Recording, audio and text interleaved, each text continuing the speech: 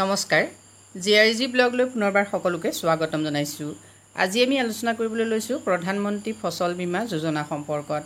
প্ৰধানমন্ত্ৰী ফসল বীমা যোজনাত ইতিমধ্যে নামভৰ্তিকৰণৰ প্ৰক্ৰিয়া আৰম্ভ হৈছে আৰু নামভৰ্তিকৰণ আপোনালোকে কেনেকৈ কৰিব, নামভৰ্তিকৰণ কৰিলে কি সুবিধা আপোনালোকে লাভ কৰিব আৰু লাষ্ট ডেট কেতিয়া হয়, প্ৰধানমন্ত্ৰী ফসল বীমা যোজনা কি আৰু এই ফসল বীমা যোজনাত কি ফসল ইয়াত অন্তৰ্ভুক্ত হয়, সবিশেষ তথ্যখিনি আপোনালোকে জানিব পাৰিব আজি ভিডিঅ'টোৰ জৰিয়তে।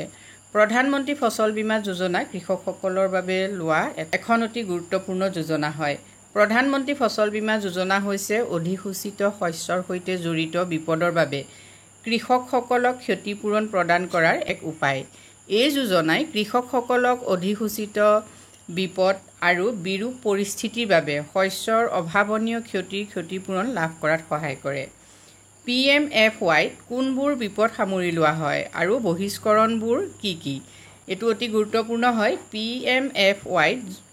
PMFBY যোজনাত সামৰি লোৱা বিপদসমূহ তলত উল্লেখ কৰা হ'ল।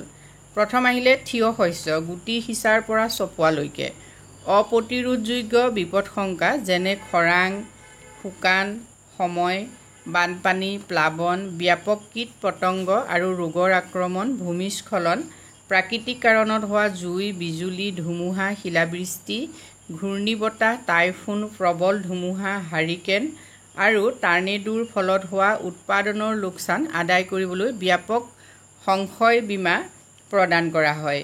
শস্য চপোৱাৰ পিছত হোৱা লোকচান ব্যক্তিগত পৰ্যায়ত, শিলাবৃষ্টি, ঘূৰ্ণীবতাহৰ ফলত হোৱা বৰষুণ, অমৌচুমী বৰষুণৰ নিৰ্দিষ্ট বিপদৰ বিৰুদ্ধে শস্য চপোৱাৰ পৰা সৰ্বাধিক 2 সপ্তাহলৈকে কভাৰেজ উপলব্ধ। গতিকে আপোনালোকে শস্য চপোৱাৰ পাছতো 2 সপ্তাহলৈকে এই বীমাৰ ধনৰাশি দাবী কৰাৰ স্থল আছে। স্থানীয়কৃত দুৰ্যোগ ব্যক্তিগত পৰ্যায়ত শিলাবৃষ্টি, ভূমিস্খলন, প্লাৱন, ডাৱৰ বিস্ফোৰণ আৰু বিজুলীৰ ফলত হোৱা প্ৰাকৃতিক জুইৰ চিনাক্তকৃত স্থানীয় বিপদৰ ফলত হোৱা লোকচানৰ ক্ষেত্ৰত কভাৰেজ উপলব্ধ। বহিষ্কৰণসমূহ কি চাওক। যুদ্ধৰ ফলত হোৱা লোকচান আৰু পাৰমাণৱিক বিপদ, অসূয়াপূৰ্ণ ক্ষতি আৰু প্ৰতিৰোধযোগ্য বিপদ বৰ্জন কৰা হ'ব। মানে এইকেইটাৰ বাবে আপোনালোকে বীমাৰ সুবিধা লাভ নকৰিব। এজন অনাধাৰিত কৃষকে কেনেদৰে PFBYত নামভৰ্তি কৰিব পাৰে। এজন অনাধাৰিত কৃষকে নিকটৱৰ্তী বেংকৰ শাখা, অনুমোদিত চেনেল, অংশীদাৰ, সামূহিক সেৱা কেন্দ্ৰ CSC বুলি যিটো কোৱা হয়, বীমা কোম্পানী বা ইয়াৰ অনুমোদিত এজেণ্টৰ বা ৰাষ্ট্ৰীয় শস্য বীমা পৰ্টেলত অনলাইন নামভৰ্তিৰ পত্ৰ জমা কৰাৰ দ্বাৰা যোজনাত নামভৰ্তি কৰিব পাৰে। ইয়াৰ যিটো ৱেবছাইট, সেই ৱেবছাইটটো আপোনালোকে চাওক, https://www.pmfby.gov.in। এই ৱেবছাইটটোত গৈ আপোনালোকে নিজে অনলাইন কৰিব পাৰে। কিন্তু সকলো কৃষকে যিহেতু নিজেই কামটো কৰিব নোৱাৰিবও পাৰে। বীমা কোম্পানীৰ দ্বাৰা অনুমোদিত বিভিন্ন এজেণ্ট ইতিমধ্যে দিয়া হৈছে। গাঁৱে গাঁৱে এনেকুৱা ধৰণৰ এজেণ্টসকলক এই কাম কৰাৰ সুবিধা দিয়া হৈছে। এজেণ্ট হিচাপে বিশেষকৈ আত্মসহায়ক গোটৰ মহিলাসকলক নিয়োগ কৰা হৈছে। আপুনি যদি এতিয়াও PMFBYত নামভৰ্তি কৰা নাই, তেতিয়াহ'লে আপুনি আপোনাৰ ওচৰৰ বিকাশ সখী, বীমা সখী, বেংক সখী, কৃষি সখী, যিকোনো এগৰাকী সখীৰ লগত এই সম্পৰ্কত পাতিব পাৰে। সকলোৱে এই কামৰ দায়িত্ব লোৱা নাই যদিও বহুতো কিন্তু SHG সদস্যাই এই কামৰ দায়িত্ব লৈ ইতিমধ্যে ৰেজিষ্ট্ৰেশ্যনৰ কাম কৰি আছে। আৰু যদি আপুনি নিজে কৰিব বিচাৰে তেতিয়াহ'লে https://www.pmfby.gov.in গৈ আপোনালোকে অনলাইন কৰিব পাৰিব। এতিয়া অন্তৰ্ভুক্তিৰ অন্তিম তাৰিখ চাওক। মৰাপাট শস্যৰ বাবে ইতিমধ্যে ৰেজিষ্ট্ৰেশ্যন হৈ গৈছে, মানে 15 মে' লাষ্ট ডেট আছিলে আৰু এতিয়া শালি ধানৰ বাবে 31 জুলাই 2024 লাষ্ট ডেট হয়। মাটিমাহৰ বাবে লাষ্ট ডেট হ'ল 10 ছেপ্টেম্বৰ 2024। গতিকে এই সময়সীমাৰ ভিতৰতে আপোনালোকে আপোনালোকৰ শস্য অনুসৰি আপোনালোকে ৰেজিষ্ট্ৰেশ্যন কৰিব লাগিব। এই যোজনাত নামভৰ্তিৰ বাবে কি নথিপত্ৰৰ প্ৰয়োজন হ'ব সেইটো গুৰুত্বপূৰ্ণ, সেইটো চাওক। সকলো অনাধাৰিত কৃষকে নামভৰ্তিৰ বাবে নিম্ন উল্লেখিত নথিপত্ৰসমূহ দাখিল কৰিব লাগিব, যেনে ৰাজ্যত ইতিমধ্যে প্ৰচলিত মাটিৰ ৰেকৰ্ডৰ প্ৰয়োজনীয় নথিপত্ৰৰ প্ৰমাণ, অধিকাৰৰ ৰেকৰ্ড, ভূমি দখলৰ প্ৰমাণপত্ৰ LPC বা প্ৰযোজ্য চুক্তি, চুক্তিৰ বিৱৰণ, ভূমি ৰাজহৰ ৰচিদ, ৰাজ্য চৰকাৰৰ দ্বাৰা অনুমোদিত অন্যান্য নথিপত্ৰত প্ৰচলিত ভূমিৰ ৰেকৰ্ডৰ প্ৰয়োজনীয় নথিপত্ৰমূলক প্ৰমাণ যিয়ে ভূমিৰ ওপৰত স্পষ্ট নিৰ্বিবাদ দখল দেখুৱায়। গতিকে ওপৰত উল্লেখ কৰা যিখিনি নথি তাৰ ভিতৰত যিকোনো এখন আপোনালোকৰ হ'লেই হ'ব। 2 নম্বৰতে স্পষ্ট দখল বা পৈতৃক ভূমিৰ অনুপলব্ধতাৰ ক্ষেত্ৰত ওপৰত উল্লেখ কৰা যিকোনো মাটিৰ নথিৰ সৈতে এখন স্বঘোষণাৰ কপি সংলগ্ন কৰিব লাগিব, মানে আপুনি নিজেও এখন ঘোষণা পত্ৰ লিখিব লাগিব।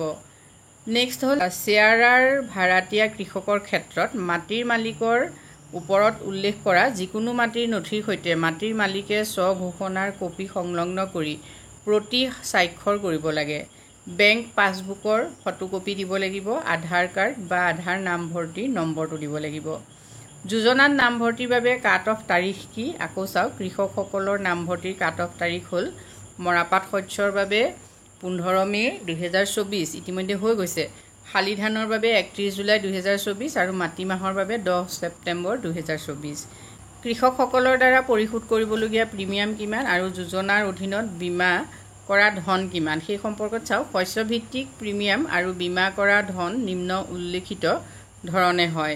জিলা শস্যভিত্তিক কৃষকৰ অংশীদাৰিত্ব প্ৰধানযোগ্য প্ৰিমিয়াম হ'ব। জিলা অনুসৰি আপোনালোকে চাই লওক। জিলা নগাঁও, হোজাই, চিৰাং, ইয়াত মাটিমাহৰ বাবে বীমা ৰাশি হেক্টৰে প্ৰতি 40,754 আৰু কৃষকৰ ইয়াত অংশ 2%, কৃষকৰ অংশ হ'ল 815 টকা বা 8 পইচা, অৰ্থাৎ 40,754 টকাৰ পৰা কৃষকৰ 2% মাত্ৰ কৃষকৰ অংশ 815 টকা 8 পইচাত আপোনালোকে বীমা কৰাব পাৰিব। নেক্সট আহিলে নগাঁও, হোজাই, চিৰাঙত শালি ধানত বীমা ৰাশিৰ পৰিমাণ হ'ল হেক্টৰে প্ৰতি 67,920 টকা আৰু কৃষকৰ অংশ হ'ল 2%, অৰ্থাৎ 1,358.40 ৰুপিজ।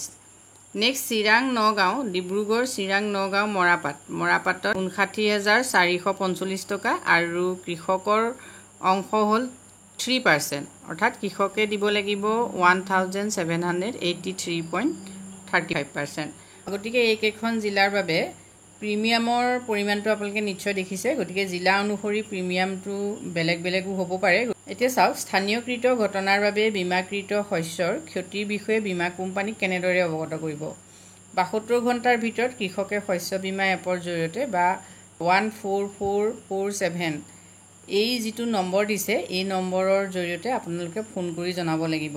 সংশ্লিষ্ট বেংকৰ শাখা, স্থানীয় কৃষি বিভাগৰ জৰিয়তেও ঘটনাৰ ইংগিত আপোনালোকে প্ৰেৰণ কৰিব পাৰিব। মানে আপোনালোকৰ যদি শস্য ক্ষতি হয় তেতিয়াহ'লে আপোনালোকে কেনেকৈ জনাব, সেইটো যথেষ্ট গুৰুত্বপূৰ্ণ হয়। বহুতো কৃষকে এই ক্ষেত্ৰত অসুবিধাৰ সন্মুখীন হোৱা দেখা যায়।